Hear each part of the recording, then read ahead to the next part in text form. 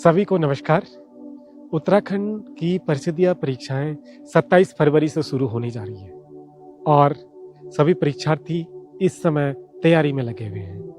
परीक्षार्थियों की कठिनाइयों के निवारण के लिए इंटरमीडिएट में सभी विषय के विषय अध्यापकों द्वारा वीडियो सीरीज के माध्यम से आपको विषय की जानकारियां दी जा रही हैं। तो मैं सभी छात्र छात्राओं से यही कहना चाहूँगा कि इस चैनल को वो देखें और इसको सब्सक्राइब करें और शेयर करें ताकि उनके लिए सभी विषयों की जो सीरीज है वो उपलब्ध हो सके।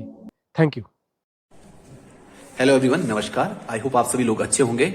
और आज हम बात करने वाले हैं यहाँ पर आने वाले जो बोर्ड एग्जामिनेशन है उनकी तैयारी कैसे की जाए। और आज हम बात करेंगे रसायन विज्ञान की तैयारी कैसे करें और कैसे इसमें अच्छे अंक हम प्राप्त करें। तो देखते हैं क्या क्या ट्रिक है बोर्ड एग्जामिनेशन में हम अधिक से अधिक अंक कैसे प्राप्त करें, यानी कि शानदार प्रदर्शन हम कैसे करें। तो आज हम आपके लिए लेकर आए हैं कुछ ऐसे टॉपिक्स जिन्हें पढ़कर आप 70 में से 70 मार्क्स ऑब्टेन कर सकते हो, हाई स्कोर गेन कर सकते हो। तो देखते हैं आखिर वो कौन कौन से टॉपिक हैं जिनको पढ़कर हम अच्छा स्कोर कर सकते हैं।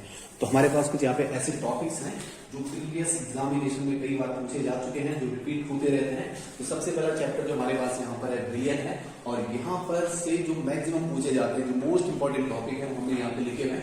जैसे हेनरी का नियम हुआ, उसके अनुप्रयोग बहुत बार एक क्वेश्चन पूछा जाता है। राउंड का नियम हो गया, आदर्श अनादर्श विलयन हो गया, वन हाफ गुणांक हो गया, स्थिरवादी मिश्रण, या जिसे हम एजोट्रॉपी बोलते हैं। और साथ साथ में अगर हम आगे बात करें तो यहाँ पर जो आपके अनुसंख्या गुणधर्म है उनसे रिलेटेड क्वेश्चन भी पूछे जाते हैं, जैसे प्रासन भाव पर आधारित क्वेश्चन। इसके बाद विद्युत रसायन में सबसे ज्यादा पूछे जाने वाला यहाँ पर टॉपिक है वो है नर्स समीकरण। और यहाँ पर आपको कैलकुलेट करने के लिए बोला जाता है सेल का विभव, यानी कि ई सेल और EMF ऑफ सेल। एक ही बात होती है, वैसे थोड़ा सा अंतर होता है। फिर फैराडे के विद्युत अपघटन के नियम बहुत बार पूछे जाते हैं। मोलर चालकता, गॉस नियम, ये बहुत ही ज्यादा पूछे जाने वाले टॉपिक्स हैं, तो इनको आपको पढ़ना है और बोर्ड के हिसाब से तैयारी करनी है। अगला जो चैप्टर हमारे पास होता है रासायनिक पद्धति। यहाँ पर हमारे पास ये जो टॉपिक है वेग नियम सबसे ज्यादा पूछा जाता है, और साथ में जो के मात्रक होते हैं कोटि के हिसाब से। और अगला जो टॉपिक है कोटि व अणुता में अंतर, मोस्ट इंपोर्टेंट। अभिक्रिया के वेग को प्रभावित करने वाले कारक भी बहुत पूछे जाते हैं। समाकलित वेग समीकरण, चाहे वो शून्य कोटि की अभिक्रिया हो या प्रथम कोटि की अभिक्रिया, अर्धआयतकार में संबंध पूछा जाता है। सक्रियण ऊर्जा डी और एफ ब्लॉक की अगर हम बात करें तो इसमें आपके पास 7 अंकों के क्वेश्चन पूछे जाते हैं। जैसे बहुत ही कॉमन क्वेश्चन यहाँ पर होता है, जिंक, कैडमियम और मरकरी संक्रमण तत्व नहीं है, इनके गुण रंगीन यौगिक उत्प्रेरक के गुण, चुंबकीय गुण के बारे में पूछा जाता है। और मोस्ट इंपोर्टेंट जो एफ ब्लॉक से होता है वो होता है आपके पास लैंथेनाइड आकुंचन। लैंथेनाइड आकुंचन होता क्या है, इसके क्या कारण है और इसके परिणाम क्या है, ठीक है। और फिर आगे तो आपका क्वेश्चन बहुत ही आसान होता है, लैंथेनाइड और एक्टिनाइड में अंतर पूछा जाता है। अगला जो हमारे पास चैप्टर है उपसंयोजन यौगिक, यहाँ से 7 अंकों के क्वेश्चन पूछे जाते हैं। और यहाँ पर आईयूपीएसी नेम, ऑक्सीकरण संख्या, उपसंयोजन संख्या, जिसे हम समन्वय संख्या भी कहते हैं, समावेशता, संकरण, चुंबकीय गुण, रंगीन यौगिकों का बनना और उनके कारण भी पूछे जाते हैं। उभयदंती लिगेंड क्या होता है, परिभाषा पूछी जाती है।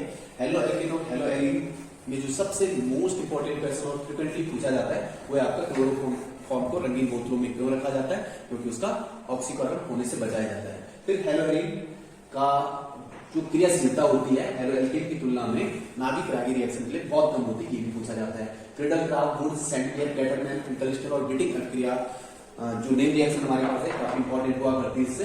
फिर हम आगे बढ़े एल्कोहल, फिनॉल और ईथर। तो फिनॉल की अम्लीय प्रवृत्ति, इथेनॉल से तुलना, और एल्कोहल का क्वथनांक और विलयता जो कि हाइड्रोजन बॉन्ड पे निर्भर करती है। पिक्रिक अम्ल यानी कि फिनॉल का नाइट्रेशन से बनता है। रिवर्टिबल रिएक्शन, विलियमसन, कोलब्रेक, एल्कोहल का ऑक्सीकरण। फिर आगे बढ़ते हैं चैप्टर नंबर 8 की तरफ। तो एल्डिहाइड कीटोन कार्बोक्सिलिक एसिड वाला चैप्टर है। यहाँ पे मैंने कुछ नेम रिएक्शन लिखी हुई है जो काफी इंपॉर्टेंट होता है और फ्रिक्वेंटली पूछी जाती है। अगर आप प्रीवियस ईयर के प्रेजेंट पेपर देखोगे तो कहीं ना कहीं आपको ये नेम रिएक्शन जरूर दिखेगी। जैसे कैंडिजार हो गया, एल्डोल हो गया, हेलोलार्जेनेसिटी हो गया, क्लेमेंसन हो गया, एस्ट्रिकरण हो गया, टॉलरेंस ऑफ फेलिंग बिलियन पर आधारित क्वेश्चन भी पूछे जाते हैं। एमीन वाले चैप्टर में हमारे पास जो मोस्ट इंपोर्टेंट टॉपिक हुआ करता है प्राथमिक, द्वितीयक और तृतीयक अमीनों की पहचान हिंसबर्ग रीजन, हिंसबर्ग अभिकर्मक के द्वारा। क्षारीय क्षमता, जहां पर पीकेवी यानी कि क्षारीय क्षमता पर आधारित होता है, और जो एलिफेटिक और एरोमेटिक अमाइंस होते हैं उनकी तुलना कराई जाती है क्षारीय क्षमता के आधार पर, उनके क्रम को भी व्यवस्थित करने के लिए बोला जाता है। आयोजनीकरण भी पूछा जाता है।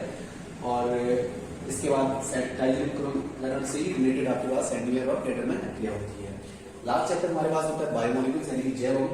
यहाँ से 7 अंकों के क्वेश्चन पूछे जाते हैं, अधिकतर त्रिभाषाएं होती है। तो कार्बोहाइड्रेट के प्रकार, विटामिन, पानी में घुलनशील विटामिन और आवश्यक अनावश्यक अमीनो अम्ल की परिभाषा और उदाहरण।